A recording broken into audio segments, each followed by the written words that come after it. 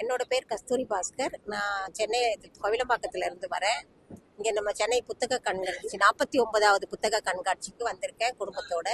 இங்கே இருக்கிற மனுவல் பதிப்பகத்துல இருந்து பேசுகிறேன். இங்கே இருக்கிற எல்லா புக்ஸுமே எனக்கு ரொம்ப பிடிச்சிருக்கு.